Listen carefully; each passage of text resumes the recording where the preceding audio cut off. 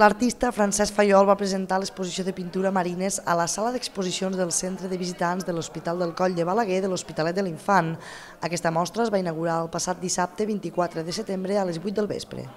Fayol ha estat navegant durant molts anys i és un entusiasta del mar. És per això que ha volgut portar la seva obra pictòrica a l'Hospitalet. Doncs aquesta mostra podeu veure totes coses del mar, coses que jo hi he estat personalment, llocs on hi he estat personalment i llocs que han estat els meus fills o amics, així i m'han enviat fotografies.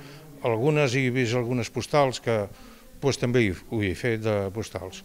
En realitat és mar, algunes s'aparta, diguéssim, del que és el mar, com per exemple veuràs Montserrat o veuràs el que és la catedral de Tarragona, que això no està dins el mar, però també hi forma part de la col·lecció aquesta. Aquesta mostra, que consta de 32 quadres, estarà oberta fins al proper 8 d'octubre, de dimarts a divendres de 4 a 7 de la tarda, dissabte de 10 a 2 del migdia i de 4 a 7 de la tarda i diumenge de 10 a 2 del migdia.